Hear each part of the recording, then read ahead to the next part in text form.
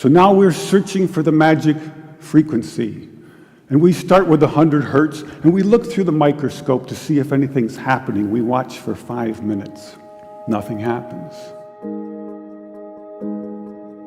We try hundreds and hundreds of frequencies, if not thousands, until we find the magic combination. Because we believed there just had to be a better way. There had to be a better way. And we think we may have found it. I have here 2 identical tuning forks, both tuned to the note A, the note an orchestra tunes to. These forks are both made to vibrate 440 times per second. We say their frequency is 440 hertz. If I tap this fork, putting little pulses of energy into it, the second fork will also vibrate in sympathy. And if I silence this fork, we just may hear the other singing its tone. We say that I'm inducing a sympathetic resonant vibration in the second fork. It only works because both forks are tuned to the exact same frequency. Now, many of us have seen this very charming young man on the internet who shatters crystal glasses with his powerful voice. But if you watch him carefully, you'll see that first he taps the glass with his finger and listens. The glass sings its natural resonant pitch. Then he takes a deep breath and sings a loud, long note. He induces a resonant vibration in the crystal glass.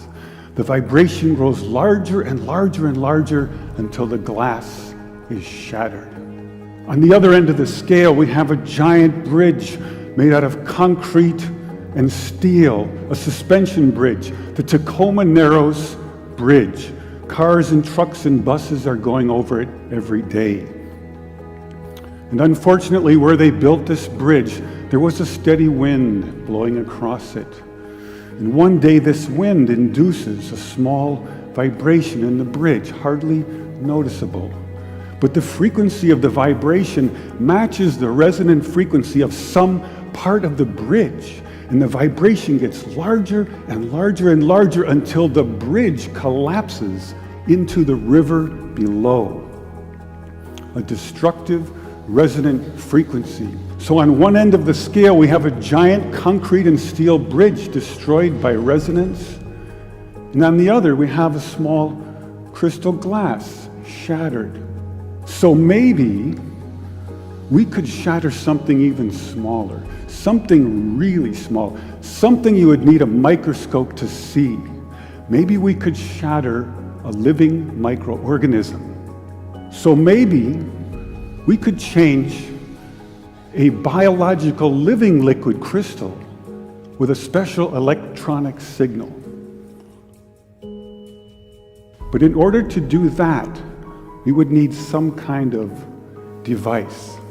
So we search the US patent database, and we find this invention by a physician, Dr. James Bear of Albuquerque, New Mexico. It's called a resonant frequency therapy device, and its purpose is to induce a resonant vibration in a living organism or cell. If I put in, say, 100 hertz, out will come 100 pulses per second. If I put in 200 hertz, we'll get 200 pulses. So now we're searching for the magic frequency. And we start with 100 hertz, and we look through the microscope to see if anything's happening. We watch for 5 minutes. Nothing happens. So we try 101 hertz. We look through the scope for 5 minutes, and nothing happens. So we try 102, 103, and so on. Over the course of 15 months, we try hundreds and hundreds of frequencies, if not thousands, until we find the magic combination. The answer is you have to have 2 input frequencies, one low, one high, and the higher frequency must be 11 times the lower. It's what we musicians would call the 11th harmonic. And when we add the 11th harmonic, we begin to shatter microorganisms like a crystal glass. These are the first videos taken. We showed these videos to our friends in the biology department. They said they hadn't seen anything quite like it. Seems to be a new phenomenon. These organisms are being shattered by our electronic signals. We now know that cancer is vulnerable between the frequencies of 100,000 hertz and 300,000 hertz. So now we attack leukemia cells.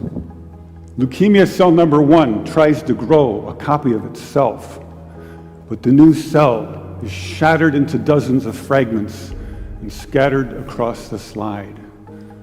Leukemia cell number 2 then hyperinflates and also dies.